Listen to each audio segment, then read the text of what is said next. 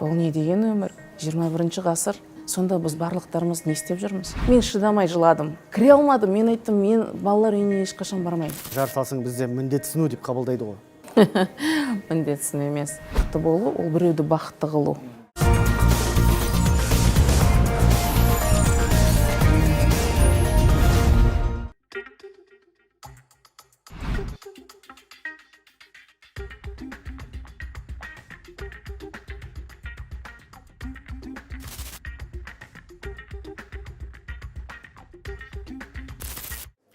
Армысыздар, эфирде сұхбат бағдарламасы. Алдарыңызда мен Қайырбек Баймырза және бүгінгі сұхбаттың кезекті кейіпкері ол Қазақстан Халқына Қорының басқарма төрағасының орынбасары Ләззат Шыңғысбаева Алтынбекқызы. Армысыз? Сізді біздің эфирде көргеніме қуаныштымын. Әуелі біздің сұхбатымыз мерекеге тұспа-тұс келіп отыр, өзіңіз де сезіп отырсыз. Сондықтан әуелі мерекеңізбен құттықтауға рұқсат етіңіз. Ақ мол болсын, жаңа жылыңыз құтты болсын, табысты болыңыз. Енді мереке деп отырмыз, ұлыстың ұлы күні деп те жатамыз. Енді бұл біздің қазақтың салт дәстүрін дәріптейтін, қазақтың рухани ішіндегі рухани байлығын кәдімгідей үгіттейтін шақ қой, былайша айтқанда. Осы ретте қазақтың өзі жалпы қайырымды халық. Оны сіз де кездесесіз. Жалпы өзіңізден бастасақ, қаншалықты танымайтын адамға көмектесесіз? Жалпы былай қарағанда мен бір туысыма көмектеспеппін. Өмір бойы көмектесіп жатқан адамдарды танымаймын. Танымаймын, бірақ енді өзіміздің қазақстандықтар болған соң, балалар, мүмкіндіктері шектеулі адамдар, енді өзіміз болған соң, барлығымыз бір отанды өмір сүріп жатқан соң, қиналып жатқанда ойлайсың, көмегі жайдан жай келіп жатқан жоқ қой. Бірақ мен сол көмекті жеткізетін адам болып тұрмын да. Мен арқылы сол көмек беріліп тұр, жасалынып тұр дегендей. Өзім сондағы қуанамын. Мынаны қараңызшы, көмек деп тұрсыз, мен туыстарыма көмектеспеппін деп қалдыңыз. Көмек деген сіз үшін мағынасы қандай ол? Қандай категория, қандай санатқа жатады? Көмек деген сіз үшін не ол, жаңа сіз айтқандай? Мен ойлаймын, кез келген қиын жағдайда адам жалғыз өзі қалып қалмау керек. Жанды бір жан болса, бір жылы сөзімен, бір өзінің лебізімен, айтамыз ғой, моральдық көмек болса да, бір жылы сөз, ол уже поддержка көмек дейміз да. Сол үшін енді мен үшін көмек, мен біреуге көмек берсем, ол адам бақытты болса, мен өзім қуанам. Сол көмекті өзім алғандай болам да. Жалпы көбісі айтады, бақытты болу, ол біреуді бақытты қылу. Сол философия дұрыс деп ойлаймын. Демек, қаржылай көмекпен шектеліп қалмау керек. Сіздің философияңыз. Енді жалпы өзіңіз болса қайырымдылық қорларға ақша аударасыз ба, аударғансыз ба? Қайырымдылық қорларға мен ақша аударам. Бірақ енді көп аударам деп айта алмаймын, өйткені мен бизнесім жоқ, шамам келгенше аударып көмектесіп тұрам. Жалпы қайырымдылық жолында да мен біраз жұмыс істеп келіп қайта оралдым. Ойлаймын да, ол да бір өзінің сондай өмірлік жолым шығар. Осы жерде болуым керек шығар. Енді мен бұл сұрақтарды босқа қойған жоқпын, өйткені халықаралық Aid Foundation деген ұйым бар екен, білесіз бе, білмейсіз бе. Сол жерде осындай сұрақтардың аясында Қазақстанды дүниежүзілік қайырымдылық жасау бойынша 78-ші орында шығарыпты. Бұл өте былайша айтқанда төменгі көрсеткіш екен. Бірақ олар енді былайша айтқанда жаңағы біздің әлеуметтік желілер арқылы жылу жинап, реквизиттерге ақша аудару арқылы көмектесетін олар ескермеген секілді. Менің ойымша бұл жерде. Енді бұны сіз қалай бағалайсыз? Расымен де бізде қайырымдылыққа жоқ па біздің жандар, әлде мен ол рейтингті білем, өзімде қарап оқып шыққам. Бір қызығы, көрші бауырларымыз 36-шы орында екен, мен бір бөліп алдым да. Енді қазақ, өзбек бауырларымыз көбірек көмектеседі, қазақ бауырларымыз азырақ көмектеседі деген ондай дұрыс емес. Мен ойлаймын, біз көмек көрсетіп жатқанымызды көрсете алмаймыз. Дұрыс көрсете алмаймыз. Өйткені рейтингтар ол әр саланы зерттеп, өздерінің бір сұрақ талаптары бар, анкеталары бар, сауалнамалары. Сол арқылы соның несін шығарады, пайызын. Ойлаймын, біз көрсете алмаймыз. Оның да бір өзіміздің болмысымызда бар өйткені. Өйткені айтамыз, бір көмек көрсетіп жатсақ, көрсетпей беру керек, айтпай жасау керек. Ол бұрын болған нәрсе. Барлығы заманына сай болу керек. Қайырымдылықпен ешкім туылмайды. Оны үйрету керек. Қалай үйретесің? Біреуге қарап үйренесің. Бір кумирің бар. Соған ұқсасам дегендей. Ол кісі бірінке жасаса, сондай жасағым келіп тұрады дегендей. Жастар қазір солай Сол үшін ана Константин Хабенский бар, айтқан қайырымдылық тыныш емес, қайырымдылық қазір айту керек, көрсету керек, благотворительность должна быть громкой деп. Неліктен? Өйткені былай қарасаң, көптеген қиын, керек емес нәрселерді көрсетіп жатады да. Бірақ бір жақсы істі көрсеттер десе, ой, ол реклама деп бастайды. Жалпы мен ойлаймын, жарнама болсын, неғып жақсы нәрсені жарнама қылмағанға. Енді жарияға жар салсаң бізде міндетсіну деп қабылдайды ғой. Міндетсіну емес. Мен айтайын дегенім, жанымда жүр жақсы адам деп, жаныңда жүрген адам туралы сенің айтуың парыз. Сен оның жақсылығын жеткізуің керек басқаларға. Ол өз-өзін мақтап жүрмейді ғой. Жалпы мен айтам да. Сол үшін осындай жасалып жатыр ма жақсылық? Қосыла аласың ба? Қосыл. Қосыла алмасаң, сол жақсылық жасалып жатқан туралы айтып бер. Басқалар да естісін. Бәсекелеседі ма? Әйтеуір түбі жақсылық жасайды. Тым болмағанда бір үлесін тиісін дейсіз ғой. Енді қараңызшы, әлеуметтік желілерде реквизиттер арқылы жылу жинап жатыр дейміз. Қайырымдылық қорлары, қайырымдылық жасаушылар соңғы уақытта көбейіп кеткен секілді. Жаңбырдан кейінгі саңырау құлақтай қаптап кетті десем артық айтқандық емес. Енді бұл жерде жақсы ғой, әрине. Өте жақсы бастамалар, құптаймын. Бірақ енді журналист болғаннан кейін екі-үшінде қарап үйреніп қалған адаммын да, объективті түрде қарағанда. Олардың көбейгені расымен де бір шынымен де қайырымды жандар ма, әлде астарында бизнес бар ма? Жалпы енді Қазақстан бойынша бір 500-ге жуық қайырымдылық қорлар тіркелген. Ресми тіркелген. Ресми тіркелген. Оның ішінде енді біз естейтін, көретін бір 100-і бар. 100-ның ішінде бір топ 20-сы бар дегендей. Ірі 20 жылдан астам жұмыс істеп жатқандар. Мен ойлаймын, көбісі айтады, саны бар, сапасы жоқ нәрсе ма деп. Енді кім қайырымдылық қорды қандай ниетпен ашып жатқанын да білмеймін. Жалпы мен ойлаймын, түбі жақсылық жасалып жатса ашылсын. Ал енді бұрын қайырымдылық қорлар болған жоқ, көмек беріліп жатырды ғой дейді. Бұрын мен өзім кішкентай кезімнен есіме аламын да, әжем мен атамның қолында өстім ғой. Ол кісі енді бір жерден бір нәрсе алып келсе, айтады, тұмар, көршілерді шақыр, мынаның барлығын бөліп алыңдар деп. Өйткені ешқашан біздің аталарымыз, әжелеріміз тығылып үйінде жемеген, бәрімен бөліскен. Мүмкін қазір осындай заман болып кетті ма, әр адам өзін қарабасын ойлап кетті ма, кейбір кезде бір жұмыс арқылы енді қу тіршілік дейді ғой, жұмыспен жүгіріп жүргенде көп нәрсені ұмыт кетті ма. Бірақ осы енді қазіргі кезде қайырымдылық қор арқылы көп мәселе шешіледі. Көп мәселе шешіледі. Жалпы мен ойлаймын, қайырымдылық жасау кезінде, қосылу кезінде ол не мәселе, не себепті деп біраз зерттеп үйреніп алу керек, біліп алу керек. Бірақ өзім ойлаймын, қайырымдылық жасағың келе ма, өзіңе бір саланы таңда, өзіңнің бір ой пікірің бар, өмірлік бір принципің бар, соның барлығын дұрыстап зерттеп, профессионалдық түрде қатыс. Сонда көмегімен болады да, дұрыс болады. Осы есебін сұрауды дұрыс па негізі? Қаржы жібердім, қайда кетті дейтіндей. Ол не үшін? Мен ойлаймын, қаржы жіберіп алады да, арғаратай нәтижесін көрмеген соң, біраз басқа ой кетеді, сенімділік жоқ.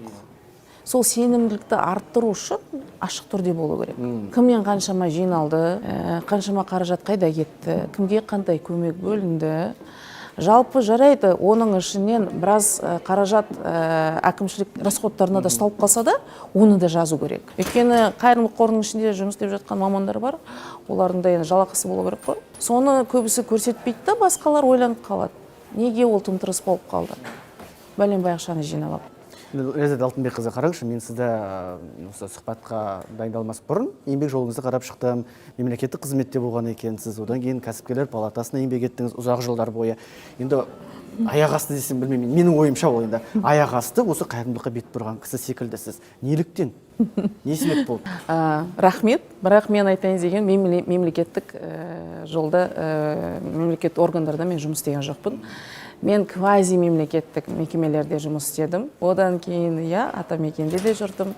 Мен сізге айтайын, жұмыс істеп жүргенде бір өзіміз іс-шара жасап айттық. Осы наурызды өзімізге жасаймыз ба? Жалпы бір кісіні кездестіріп едім, ол кісі айтты. Өзі мүгедектердің тобын басқарады да, ол кісі. Өзі де мүмкіндіктері шектеулі. Ол кісі айтады, білесіз бе, Ләззат, біз ешқашан ресторанда болмаппыз дейді.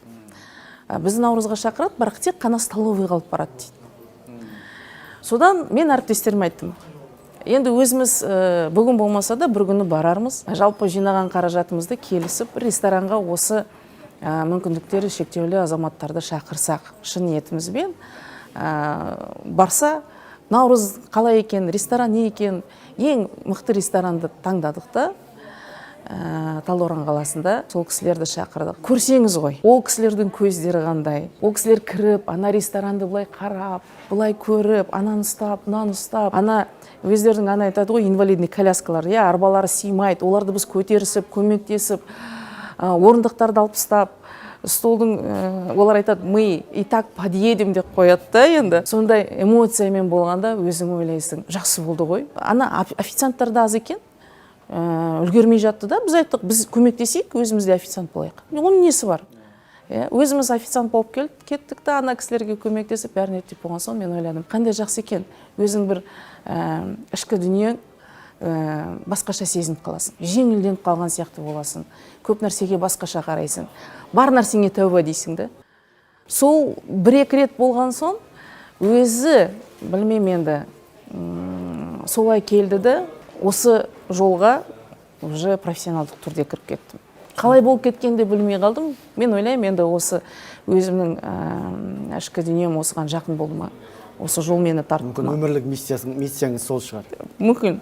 Енді бұл өтінішті мен бір өтініштердің ішіндегі бір жақсы категория жатқызайық, бір сонда бір көңіл көтеретін, бір жақсы эмоциямен айтып отырсыз ғой. Енді сол өтініштердің арасында бір көзіңізден жасты ыршып шығаратындай, бір көңілді түсіретіндей, өзіңіздің тұла бойына өткізетіндей бір қандай бір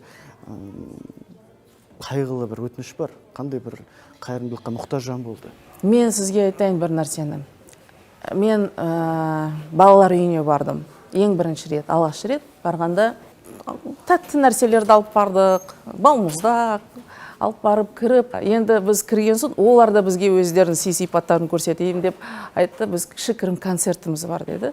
Біз отыра қалдық та, ана балалар бүлдіршіндер шығып, билеп, өлең айтып, көзімен былай нетіп, бізге сондай немен қаратты, махаббатымен қаратты, мен шыдамай жыладым. Шығып алып, жылап, кіре алмадым. Мен айттым, мен балалар үйіне ешқашан бармаймын. Мен сырттай көмектесем, бірақ ішіне кіріп, ана балалар көргенде мен ойладым, қалай, кім екен бұл адам, осы бүлдіршінді тастап кеткен, ойламаған, дедімді өзім бір қиын сондай біраз уақыт ұйықтағанға, тамақ ішкенге қиналып қалдым. Өйткені ойладым, маған өмірлік біраз мәселелер басқаша болып көрінді. Мен ойладым, сонда осы тастап кеткен баланы ана сыртта жүр ғой, жанымда өтіп жатыр ма екен, мен ол кісіні танимын екенмін деп ойланып қалдым. Сондай мәселе болды, және де бір балалармен бір жанұя болды, өзінің аналары қатты ауырады екен, инвалидности бар, бірақ көп балалы.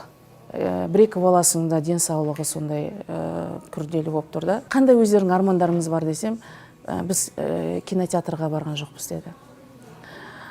Осы Нұр-Сұлтанның сыртында тұратын балалар, енді осы қаланың ішінде дейміз ғой енді. Сонда біз кинотеатрға алып барғанда бір түрлі болып қарап тұрды маған. Мен айттым, не болды десем, эскалаторға бірде-бір рет отырмапты. Көрмеген, оның былай жүріп тұрғанын бірінші рет көріп, таңғалып, ары-бері айтады да, тағы бір рет өтсем бола ма дейді. Соң кинотеатрға барған соң, бәрін көрген соң, мен ойладым, бұл не деген өмір? 21 ғасыр.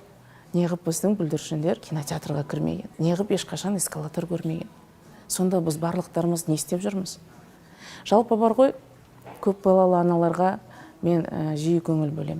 Айтайын неге? Мен айтайын, қалжыңдап айтам ғой енді. Мен өз қара басымды ойлап жатырмын деп барлығы айтады. Неге? Мен айтам, мен қартаям, зейнетке шығам. Сонда осы өсіп жатқан балалардың қолына түсем. Сонда олар не көреді, соны маған береді. Жақсылықты көрсе, жақсы қайырымды адамдар болып өседі. Әр адам осы қайырымды жолында өз бір ойымен жүреді. Өзінің бір өмірлік ішіндегі тәрбиелік нәрсесімен, көзқарасымен жүреді. Бірақ жай жүрген адам жоқ. Енді бұл жерде мен тағы бір ойымды ортаға салғым келіп отыр. Қазір нарықтық экономика деп жатырмыз да, әрбір адам өз әрекетін өз бетінше жасайтындай жағдайға жетті. Яғни байтал түгіл бас қайғы деген қазақтың сөзі қазір бір өзінің өміршеңдігін дәлелдеп келе жатқандай. Яғни әркім өз бетімен кетті, өз ісімен істеу керек. Былайша айтқанда қоғамға қатты бас қатырмайды. Осы жерден мен содан ойлаймын, қатыгез жандар керісінше көбейіп кетті ме деп қазіргі таңда. Сіздің ойыңызша қалай? Қараңыз, қамқоршы жандар бар. Бірақ мысалы деймін, кәсіпкерлер қамқорлыққа бірталай қаражаттарын бөледі, уақыттарын бөледі. Жалпы олардың ойы, осы қоғам дұрыс болса, менің шығарып жатқан нәрсемнің оның айтатынымыз ғой, енді рынокта енді кім бар? Сататын адам бар, алатын адам бар, сол енді осы тұтынушылар дұрыс болса, менің де бизнесім дұрыс болады. Өсет, өнет. Ал енді ертең күні мына әлеуметтік жағдай қиын болса, мемлекетте бір тыныштық, бір тұрақтылық болмаса, онда бизнестің де қажеті керек емес. Өйткені түбі белгілі болып тұр, немен бітетін. Енді қарапайым азаматтар, олар неғып ойлайды? Жалпы біраз сұрадым мен. Сұрағанда, қатысып жүргенде, танысып жүргенде сұрап жүрем. Осы жолға келдіңіз, не үшін келдіңіз? Кейбіреу айтады, бала шағамыз өсіп жатыр. Осы қандай мемлекетте ертең күні өсет, өнет, ол да бізге өте маңызды. Сол үшін бүгін осы мемлекетімізге өзіміздің үлесіміз болсын, кішкентай нанымыз болса да бөліп жатырмыз дегендей. Кейбіреуі жай, ол ештеңкені ойламайды, тек қана бір мұқтаж жанды көргенде жүрегі ауырып, ашиды, көмектеседі. Жалпы енді айтып тұрмын ғой, бұл жолда әр адам әр түрлі жағдаймен, әр түрлі оймен жүреді. Не болса да мен айтам, түбі жақсылық, түбі қайырымдылық. Осыны ұмытпауымыз керекті. Ал бұлай бұл мәселе көп туындатып жатыр енді қазір. Бізде де қорда да көп сұрақтар болып жатыр. Бірақ мен айтып жатырмын, бұл өте бір жақсы ұсыныс болған үндеуде, президентіміздің. Осы жақсы ұсынысты халыққа дұрыстап жеткізейік. Басталмай жатқан нәрсені сұрақпен сұрақ қойып, сынақпен сынақ қоймай, біраз уақыт болу керек. Қателік те болуы мүмкін. Бірақ айтады ғой, көш жүре түзеледі. Ол көш жолын бастамаса, жүре басталмаса, ол қандай мәселе болуы мүмкін? Не талқылауымыз керек? Сондай айтамда, кішкене біраз ниеттерімізді дұрыстасақ, бір-бірімізге мейірімділігімізді азайтпай. Біз неге көп ұлттар халық болып саналамыз, мемлекетіміз? Өйткені біз ешкімді ешқашан бөлмегенбіз. Біздің ата-бабамыз бізге не істегенін біз білеміз. Әлемде 9-шы орында тұрған көлемімен жер, кең байтақ жерімізді бізге тастап кетті. Ал енді бізден кейін өсіп жатқан балаларға біз не тастаймыз, соны бүгін ойлауымыз керек. Мен айтам, осы жолда жүрем, күшім жеткенше, осы жолда өзімнің үлесімді қосам. Неге? Өйткені ертең күні мен айтам, қолымнан келгенше мен қатыстым, қолымнан келгенше жасадым. Енді барлығын жасау мүмкін емес, бірақ өзімнің кішкене болса да үлесімді қостым. Ләззат ханым, сіздің сұхбатыңызды тыңдай отырып, өзімде бір жағынан қызығып та кеттім, риза болып отырмын іштей. Тіпті өзімде ойланып отырып, кімге соңғы рет бір сондай бір қайырымдылық жасаппын, кімді қуантыппын дегенде ойда келіп отыр расымен. Енді сіз бірнеше адамды мыңдаған десек те болады, бақытты қылған жансыз. Оны көзіңізден ақ білініп тұрды. Сол әңгімені айтқан кезде бір көзіңіз мөлдіреп, бір көз алдамайды ғой адамның. Енді сіз үшін, Ләззат ханым үшін, бақыт деген не? Осы мен сұхбатымызды түйіндейік. Мен ойлаймын, әр адамның бақыт деген түсінігі әртүрлі болып тұр. Мен үшін, енді мен ана болған соң, балаларымның денсаулығы, балаларымның амандығы, жанұямда береке болса, көрші қолан, туыстарым, танитын, танымайтын адамдар барлығы аман болсын. Жалпы мемлекетімізде әртүр бір жақсылығы бар, бір кемшіліктері бар. Оның барлығын жай ғана критик айтпай, қолымыздан келгенше түзеп жіберейік, көмектесіп жіберейік. Жалпы өмір ол уже бақыт. Өмір деген барлығына бере бермейді. Берілді ма саған өмір? Осы берілген өміріңді бақытты қылу ол сенің қолыңда. Жалпы мен айтайын дегенім, ол сенің ішкі дүниең. Сен бақытты болам десең, бақытты бола аласың. Ал бақытты болмасаң, сені ешкім сырттан келіп бақытты қыла алмайды. Сол үшін мен ойлаймын, жалпы күн шықса, жер көгерсе, еліміз ары-бері өтіп жүрсе, таныса да, танымаса да, аман есен жүрсе, барлығы соның барлығы бақыт. Оның бәрін көріп тұрсақ, сезіп тұрсақ, ол да бақыт. Лайым солай болғай. Тағы да сізге уақыт тауып, сұхбат беруге келіскеніңізге алғыс айтамын. Уақыт тығыздығына байланысты біз бағдарламаны аяқтауға мәжбүрміз, бірақ бастысы маңызы деген сауалдарға жауап алдым. Көп рахмет. Құрметті көрермен, естеріңізге салайын, бүгін сұхбаттың кезекті қонағы болған Қазақстан халқына қорының басқарма төрағасының орынбасары Ләззат Алтынбекқызы Шыңғысбаева. Тағы да көп рахмет.